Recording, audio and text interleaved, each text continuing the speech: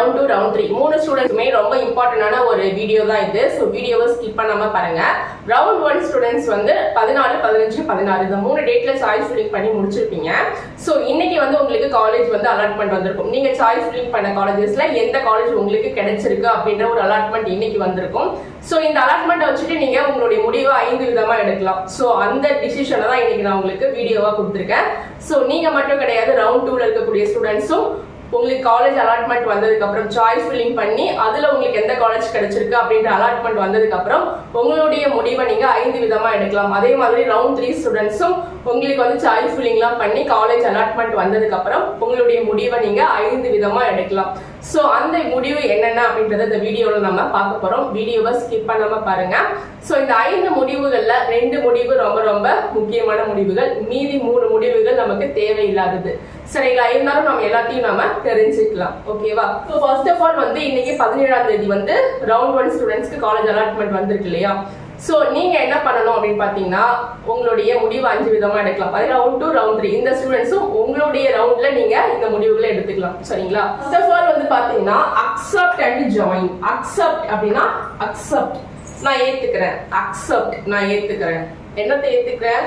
Accept and join. College join பண்றதுக்கு நான் ஒப்புக்கொள்கிறேன் அப்படின்னு அர்த்தம். காலேஜ்ல ஜாயின் பண்றதுக்கு நான் என்ன பண்றேன்? ஒத்துக்கிறேன். இந்த காலேஜ் எனக்கு ஓகே, நான் இந்த காலேஜ் ஜாயின் பண்றதுக்கு ஒத்துக்கிறேன். அக்செப்ட்னா ஒத்துக்கிறேன்னு அர்த்தம். ஓகேங்களா? ஜாயின்னா காலேஜ் ஜாயின் பண்றதுக்கு. அப்ப நான் காலேஜ் ஜாயின் பண்றதுக்கு ஒத்துக்கிறேன். Accept and join.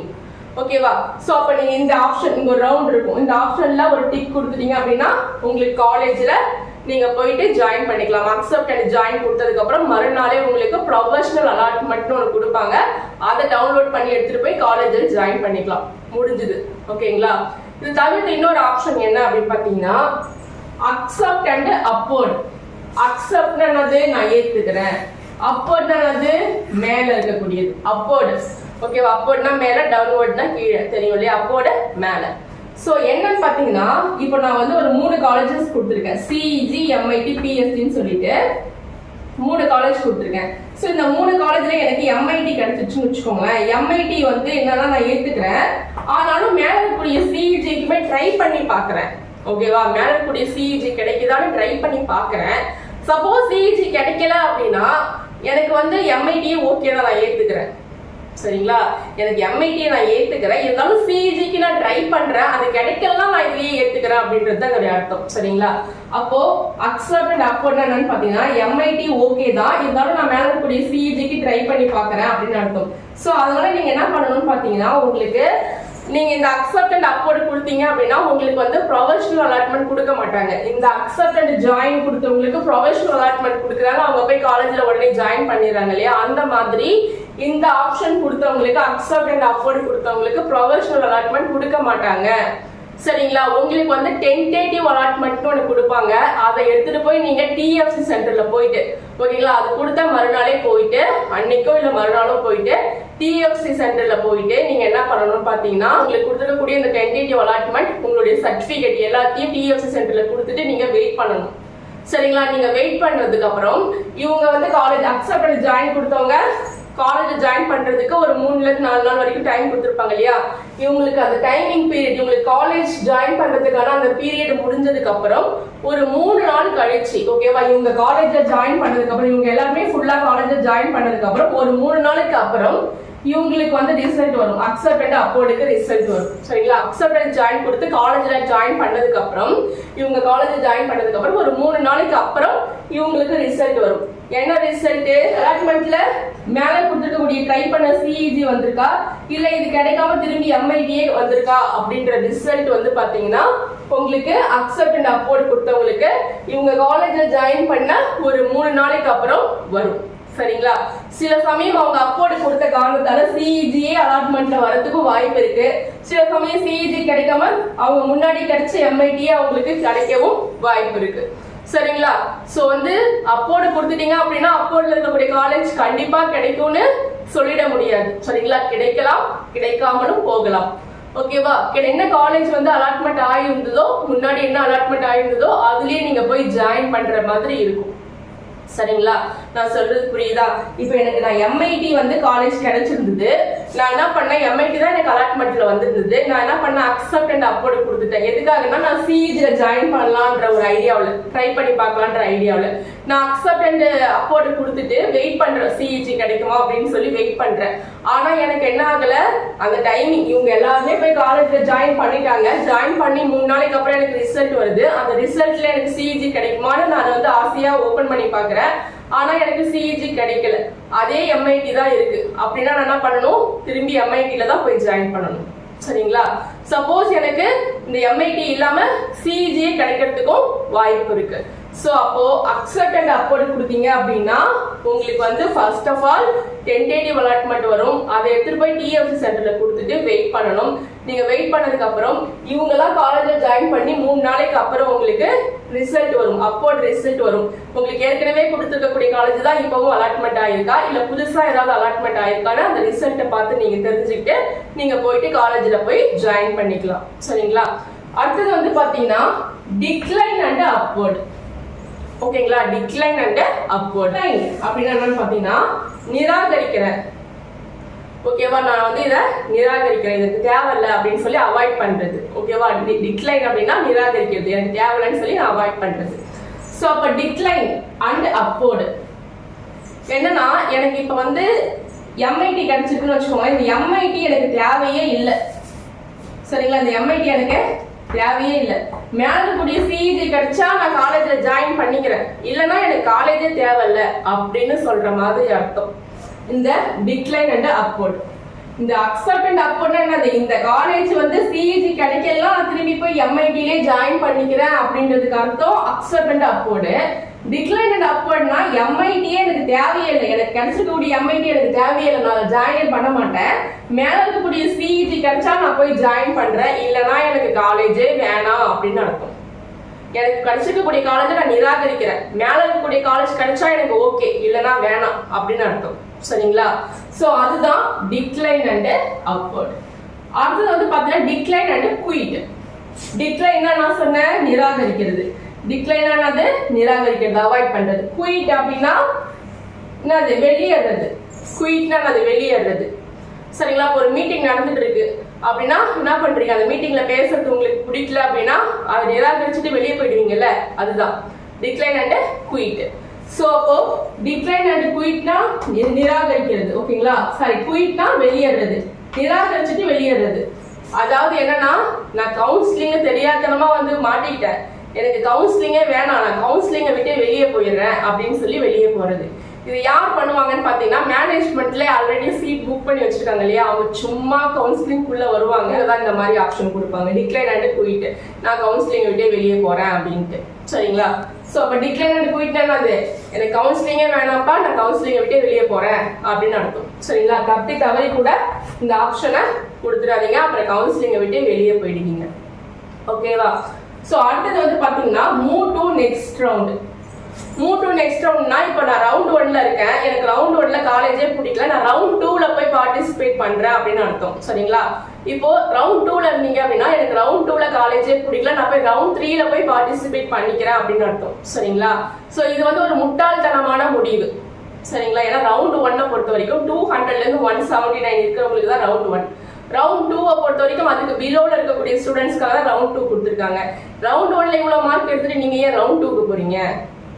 அதே மாதிரி ரவுண்ட் 2ல இவ்வளவு மார்க் எடுத்துட்டு நீங்க ஏன் ரவுண்ட் 3க்கு போறீங்க? 143க்கு பிலோ இருக்கக்கூடிய ஸ்டூடெண்ட்ஸ் கலந்துக்கக்கூடிய ரவுண்ட் 3க்கு நீங்க ஏன் போறீங்க? ரவுண்ட் 2 ஸ்டூடெண்ட்ஸ் எதுக்காக ரவுண்ட் 3க்கு போறீங்க? உங்க கட் ஆஃப் உங்களுக்குன்னு சொல்லிட்டு ஒரு லெவல் கொடுத்துருக்கும் போது நீங்க ஏன் அதை விட்டு கீழே இறங்கி வரீங்க? சரிங்களா? உங்களுடைய லெவல்ல நீங்க இருக்கலாம்ல, ஏன் இறங்கி வரீங்க? அதுதான் நான் கேட்கிறேன். சோ அப்ப இந்த மூவ் டு நெக்ஸ்ட் ரவுண்ட் அப்படின்றது ஒரு முட்டாள்தனமான ஒரு ஆப்ஷன், அதை கிளிக் பண்ண வேண்டாம். அதே மாதிரி டிக்ளைன் அண்ட் குயிட் அப்படின்றதும் ஒரு முட்டாள்தனமான ஒரு ஆப்ஷன், அதையும் கிளிக் பண்ணிடாதீங்க. இதுவுமே டிக்ளைன் அண்ட் அப்வோர்ட் அப்படின்றதுமே ஒரு முட்டாள்தனமான ஆப்ஷன் தான்.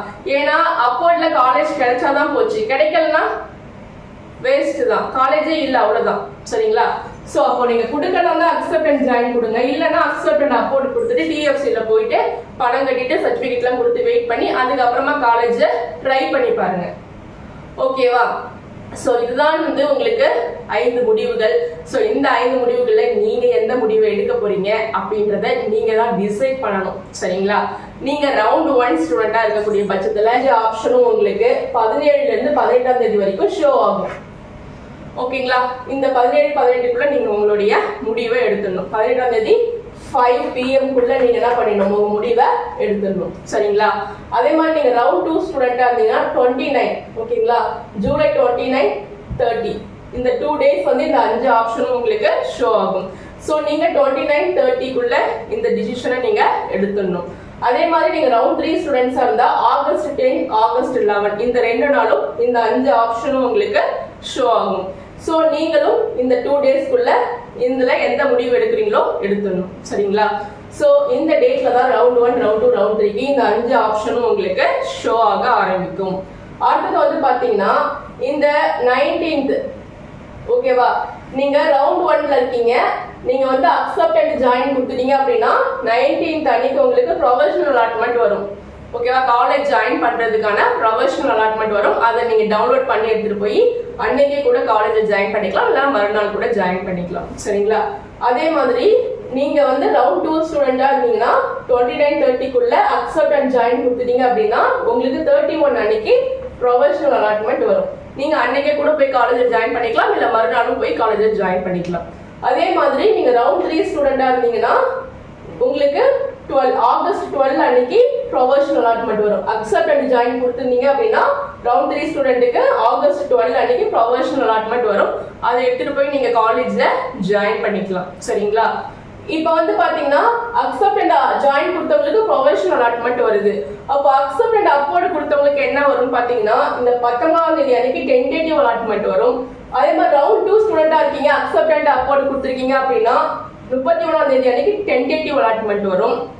ரவுண்ட் 3 ஸ்டூடெண்டா இருக்கீங்க, நீங்க அக்செப்ட் அண்ட் அப்வர்ட் கொடுத்துருக்கீங்க அப்படின்னா 12ஆம் தேதி ஆகஸ்ட் 12ஆம் தேதி அன்னைக்கு டென்டேட்டிவ் அலாட்மெண்ட் வரும். அக்செப்ட் அண்ட் அப்வர்ட் கொடுத்தவங்களுக்கு ப்ரொஃபஷனல் அலாட்மெண்ட் வராது. இதுக்கு பதிலா ப்ரொஃபஷனல் அலாட்மெண்ட்டுக்கு பதிலா டென்டேட்டிவ் அலாட்மெண்ட் வரும். சரிங்களா? இந்த ப்ரொஃபஷனல் அலாட்மெண்ட் யாருக்கு வரும்னா அக்செப்ட் அண்ட் ஜாயின் கொடுத்தவங்களுக்கு மட்டும்தான்.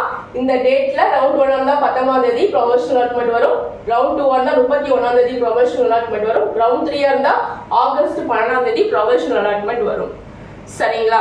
சோ அடுத்து வந்து பாத்தீங்கன்னா ரவுண்ட் 1 ஸ்டூடெண்ட் என்ன பண்ணணும்னா ப்ரொஃபஷனல் அலாட்மெண்ட் 19ஆம் தேதி வந்ததுக்கு அப்புறம் 19ஆம் தேதியில இருந்து 23ஆம் தேதிக்குள்ள போயிட்டு காலேஜ்ல போயிட்டு ஜாயின் பண்ணிடணும்.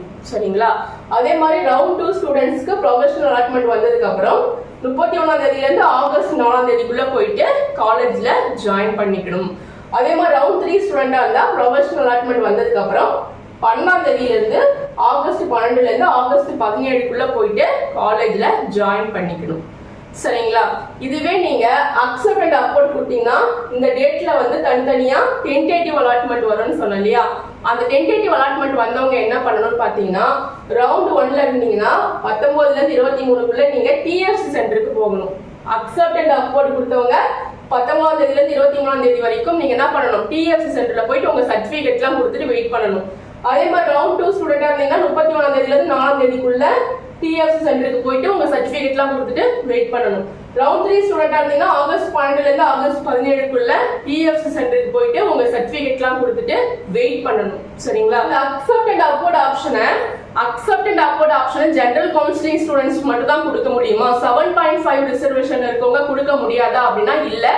7.5 ரிசர்வேஷன் இருக்கவங்களும் கொடுக்கலாம், ஜெனரல் கவுன்சிலிங்ல இருக்கிறவங்களும் கொடுக்கலாம். சரிங்களா? 2 பேருக்குமே காமன் தான் இந்த ஆப்ஷன், எல்லாமே 2 பேருக்குமே காமன் தான். சரி, ஓகே, நாங்க அக்செப்ட் அண்ட் அப்வர்ட் கொடுத்துட்டு இந்த டேட்ல நாங்க டிஎஃப் சென்டர்ல போய் சர்டிபிகேட் எல்லாம் கொடுத்துட்டோம். இப்போ எங்களுக்கு எப்போ ரிசல்ட் வரும்? எங்களுக்கு ஏற்கனவே கிடைச்சிருக்கக்கூடிய காலேஜ் தான் கிடைச்சிருக்கா, இல்ல மேல அப்வர்ட்ல இருக்கக்கூடிய ஏதாவது ஒரு காலேஜ் கிடைச்சிருக்கா அப்படின்ற ரிசல்ட் எப்போ வரும் அப்படின்னு பாத்தீங்கன்னா உங்களுக்கு வந்து ரவுண்ட் 1 ஸ்டூடெண்ட்டுக்கு வந்து அக்செப்ட் அண்ட் அப்வர்ட் கொடுத்தீங்கன்னா 26ஆம் தேதி ரிசல்ட் வரும் எந்த காலேஜ் கிடைச்சிருக்குன்னு. அதே மாதிரி ரவுண்ட் 2 ஸ்டூடெண்ட்ஸ் வந்து அக்செப்ட் அண்ட் அப்வர்ட் கொடுத்திருந்தீங்கன்னா 7ஆம் தேதி ஆகஸ்ட் 7ஆம் தேதி வந்து உங்களுக்கு ரிசல்ட் வரும். ரவுண்ட் 3 வந்து அக்செப்ட் அண்ட் அப்வர்ட் கொடுத்திருந்தீங்கன்னா ஆகஸ்ட் 20ஆம் தேதி அன்னைக்கு உங்களுக்கு ரிசல்ட் வரும். சரிங்களா? சோ இத வந்து நீங்க எடுத்துட்டு போய் ரிசல்ட் வந்ததுக்கு அப்புறம் போயிட்டு நீங்க போய் காலேஜ்ல ஜாயின் பண்ணிக்கணும் அக்செப்ட் அண்ட் அப்வர்ட் கொடுத்தவங்க. சரிங்களா? சோ இவங்க அக்செப்ட் அண்ட் ஜாயின் கொடுத்தவங்க 23ஆம் தேதி எல்லாம் காலேஜ்ல போய் ஜாயின் பண்ணிடுவாங்க. நீங்க ஒரு 3 நாள் லேட்டா போய் காலேஜ்ல ஜாயின் பண்ணுவீங்க.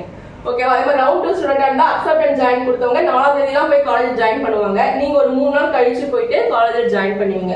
அதே மாதிரி ரவுண்ட் 3 ஸ்டூடெண்ட் 17ஆம் தேதிக்குள்ள காலேஜ் ஜாயின் பண்ணுவாங்க. நீங்க ஒரு 3 நாளைக்கு அப்புறம் 20ஆம் தேதி போய் காலேஜ்ல ஜாயின் பண்ணுவீங்க. சரிங்களா? நீங்க வந்து காலேஜ் நல்ல காலேஜா கிடைக்கக்கூடிய பட்சத்துல அக்செப்ட் அண்ட் ஜாயினே கொடுத்து காலேஜ்ல போய் ஜாயின் பண்ணிக்கலாம். ஒண்ணுமே ப்ராப்ளம் கிடையாது. ஏன்னா நீங்க சாய்ஸ் ஃபில்லிங்ல கொடுத்தது எல்லாமே உங்களுக்கு பிடிச்ச காலேஜ் தான் கொடுத்துருக்க போறீங்க இல்லையா? சோ அதுவுமே உங்களுக்கு பிடிக்கல அப்படின்ற பட்சத்துல நீங்க அக்செப்ட் அண்ட் அப்லோட் கொடுத்துட்டு ட்ரை பண்ணலாம். அதுவும் ஒன்றும் ப்ராப்ளம் இல்லை. இது வந்து நீங்க 7.5 ஸ்டூடெண்ட்ஸ்க்கும் காமன் தான், ஜெனரல் கவுன்சிலிங் ஸ்டூடெண்ட்ஸ்க்கும் காமன் தான். இந்த ஆப்ஷன் எல்லாமே 2 பேருக்கும் தனித்தனியா காட்டும். சரிங்களா? ஓகே. அதே மாதிரி ஓவரால் வந்து ஜெனரல் கவுன்சிலிங்ல எவ்வளவு சீட்ஸ் இருக்கு அப்படின்னு பாத்தீங்கன்னா, ஓசில வந்து பாத்தீங்கன்னா 53,603 சீட்ஸ் இருக்கு. பிசில வந்து பாத்தீங்கன்னா 45,911 சீட்ஸ் இருக்கு. பிசிஎம்க்கு 6,069 சீட்ஸ் இருக்கு. எம்பிசிக்கு 34,673 சீட்ஸ் இருக்கு. ரவுண்ட் 1, ரவுண்ட் 2, ரவுண்ட் 3 மூணுமே சேர்த்து சொல்றேன். 34,673. எஸ்சிக்கு வந்து 26,036 சீட்ஸ் இருக்கு. எஸ்சிஏவுக்கு 5,210 சீட்ஸ் இருக்கு. எஸ்டிக்கு 1,739. தமிழ்நாட்டில் இருக்கக்கூடிய 417 பொறியியல் கல்லூரிகள்ல மொத்தமா இருக்கக்கூடிய சீட்ஸ் இவ்வளவுதான். எல்லாத்தையும் டோட்டல் பண்ணீங்கன்னா 1,73,241 சீட்ஸ் வரும். ஜெனரல் கவுன்சிலிங்க்கு ஓவரால் 1,73,241 சீட்ஸ் இருக்கு. இந்த 1,73,241 சீட்ஸுக்கு எத்தனை பேர் வந்து அப்ளை பண்ணி ரேங்கிங் வந்திருக்குன்னு பாத்தீங்கன்னா 2,39,299 பேருக்கு ரேங்கிங் வந்திருக்கு. இதுல நிறைய பேருக்கு ரேங்கிங் விட்டு போய் மறுபடியும் ரேங்கிங் வந்தவங்களுக்கு வந்து பாத்தீங்கன்னா 90 பேருக்கு. ஓகேங்களா? ரேங்கிங் விட்டு போய் மறுபடியும் ஒரு 90 பேருக்கு வந்து ரேங்கிங் வந்திருக்கு. சோ மொத்தமா ஆட் பண்ணீங்கன்னா 2,39,389. அப்போ 2,39,389 பேர் வந்து அப்ளை பண்ணி ரேங்கிங் வந்திருக்கு. அதுல வந்து 1,73,241 பேருக்கு தான் சீட்ஸ் வந்து இருக்கு. சரிங்களா? சோ அப்ப மீதி பேருக்குலாம் சீட்ஸ் எங்க போறது அப்படின்னு பாத்தீங்கன்னா, மீதி பேர்லாம் ஆல்ரெடி மேனேஜ்மெண்ட்ல ஜாயின் பண்ணிருப்பாங்க. ஒரு சில பேர் வந்து டீம்டு யூனிவர்சிட்டியில போய் ஜாயின் பண்ணிருப்பாங்க. நிறைய டீம்டு யூனிவர்சிட்டி தமிழ்நாட்டுல இருக்கு. அதுல எல்லாருமே டீம்டு யூனிவர்சிட்டியில பாதி பேர் ஜாயின் பண்ணிட்டு சும்மா நம்ம வந்து டிஎன்ஏ கவுன்சிலிங்க்கு ஒரு அப்ளை பண்ணி பார்ப்போமே அப்படின்றதுக்காக அப்ளை பண்ணி வச்சிருப்பாங்க. இன்னும் சில பேர் வந்து மேனேஜ்மெண்ட்ல ஃபுல் அமௌண்ட் பே பண்ணி ஜாயின் பண்ணிருப்பாங்க. அவங்களும் சும்மா டிஎன்ஏ கவுன்சிலிங்க்கு அப்ளை பண்ணி பார்ப்போமே அப்படின்னு சொல்லி அப்ளை பண்ணிருப்பாங்க. சில பேர் வந்து டிஎன்ஏ கவுன்சிலிங் அப்ளை பண்ணி முடிச்சுட்டு அவங்க ஜாலியா போய் ஆர்ட்ஸ் அண்ட் சயின்ஸ்ல ஜாயின் பண்ணி விட்டுருப்பாங்க. சில பேர் வந்து இதுல வந்து சும்மா கவுன்சிலிங் போட்டுட்டு நீங்க அந்த இது பிஎஸ்சி நர்சிங்கோ இல்ல பிபிடியோ இல்ல பிஃபார்மோ போயிட்டு மேனேஜ்மெண்ட்ல போய் ஜாயின் பண்ணிருப்பாங்க. ஓகேங்களா? இல்லைன்னா இது வேண்டாம்னு சொல்லிட்டு பாராமெடிக்கல் கவுன்சிலிங்காக வெயிட் பண்ணுவாங்க. சோ இந்த மாதிரி எல்லாம் இருக்காங்க. அதனால நீங்க கவலைப்பட வேண்டாம். அதிகபட்சமா எல்லாருக்குமே 6 கிடைக்கும். சரிங்களா? சோ அப்ளை பண்ணி சின்சியரா வெயிட் பண்ற எல்லாருக்குமே சீட்ஸ் கிடைக்கும். 7.5 ரிசர்வேஷனுக்கு தான் சீட்ஸ் ரொம்ப ரொம்ப கம்மியா இருக்கு. சோ அதனால நான் என்ன சொல்ல வரேன், முன்னாடி வீடியோல சொன்ன மாதிரி ரவுண்ட் 3ல இருக்கவங்க, ஓகேங்களா, ரவுண்ட் 3ல இருக்கவங்க 7.5க்கும் அப்ளை பண்ணுங்க, ஜெனரலுக்கும் அப்ளை பண்ணுங்க ஒரு சேஃப்டிக்காக.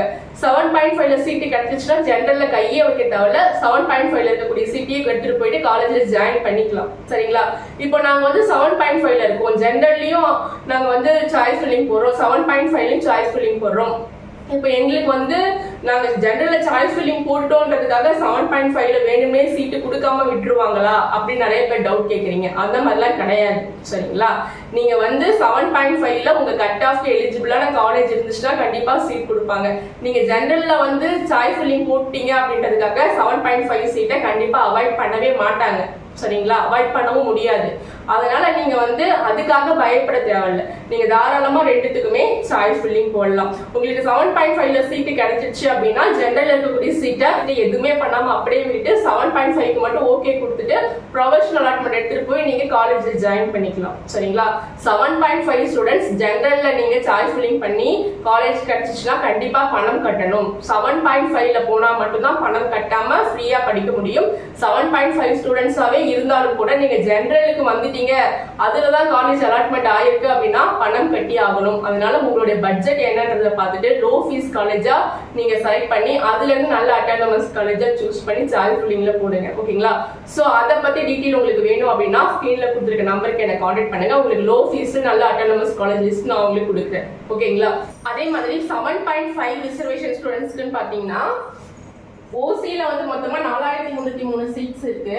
பிசில 3715 சீட்ஸ் இருக்கு. பிசிஎம்ல 492 சீட்ஸ், எம்டிசில 2805, எஸ்சில 2107 சீட்ஸ் இருக்கு, எஸ்சியோட 422 சீட்ஸ் இருக்கு, எஸ்டில 141 சீட்ஸ். ஓவரால் டோட்டல் பண்ணா 13985 சீட்ஸ் வந்து 7.5க்கு இருக்கு. 13985 சீட்ஸ் இருக்கு டோட்டலா 7.5க்கு. அப்ளை பண்ணவங்க எத்தனை பேர்? அப்ளை 46848. ஓகேங்களா? அப்ளை பண்ணி ரேங்கிங் வந்தவங்க எத்தனை பேர்? 46848 பேர் வந்து ரேங்கிங் வந்திருக்கு. சோ இவங்க எல்லாருமே வந்து 46848 பேருமே 7.5ல இருக்க மாட்டாங்க. பாதி பேர் வந்து நான் சொன்ன மாதிரி அங்கங்க டைவர்ட் ஆகி போயிடுவாங்க. சரிங்களா? சோ வந்து இதுல வந்து பாத்தீங்கன்னா ரவுண்ட் 2ல இருக்கவங்க வரைக்கும் ஃபுல்லாவே 7.5ல சீட்டு கிடைச்சிரும். ரவுண்ட் 3ல இருக்கவங்களுக்கு சேஃபஸ்ட் கட் ஆஃப்னு பார்க்கும்போது ஒரு 140 சொல்லலாம். சரிங்களா? இதுவே எஸ்சி ஸ்டூடெண்ட்ஸ் இருந்தா அதோட பிலோவா இருந்தாலுமே சீட் கிடைக்க வாய்ப்பு இருக்கு. பிசிஎம்க்கும் அதோட பிலோவா இருந்தாலும் சீட் கிடைக்க வாய்ப்பு இருக்கு. சரிங்களா? இருந்தாலும் நீங்க ரவுண்ட் 3ல வரீங்க அப்படின்னா எல்லாருமே நீங்க என்ன பண்ணணும்னா ஜெனரலுக்கும் சாய்ஸ் ஃபில்லிங் பண்ணணும், 7.5க்கும் சாய்ஸ் ஃபில்லிங் பண்ணணும். சரிங்களா? அப்பதான் ஒன்னு இருந்தாலும் ஒன்னு செலக்ட் ஆகும், உங்களுக்கு ஒரு வருஷம் வீணாகாம இருக்கும். சரிங்களா? அதனால அதை மனசுல வச்சுக்கோங்க. உங்களுக்கு வந்து ரொம்ப பண கஷ்டமா இருக்கு, ரொம்பலாம் அதிக பணம் கட்ட முடியாது அப்படின்னா லோ ஃபீஸ் காலேஜா பார்த்து சூஸ் பண்ணுங்க. அதுக்கான ஹெல்ப் என்கிட்ட கேளுங்க. நான் வந்து உங்களுக்கு லோ ஃபீஸ்ல நல்ல அட்டானமஸ் காலேஜாவே உங்களுக்கு நான் சொல்றேன். ஓகேங்களா? வீடியோ யூஸ்ஃபுல்லா இருந்தா சப்ஸ்கிரைப் பண்ணி சப்போர்ட் பண்ணுங்க. அது மட்டும் இல்லாம லைக் பண்ணுங்க, அப்பதான் எல்லா ஸ்டூடெண்ட்ஸ்க்கும் போய் ஷேர் ஆகும். சரிங்களா? மீண்டும் அடுத்த ஒரு வீடியோவோட நான் உங்களை சந்திக்கிறேன். வீடியோ யூஸ்ஃபுல்லா இருந்தா சப்ஸ்கிரைப் அண்ட் லைக் பண்ணுங்க.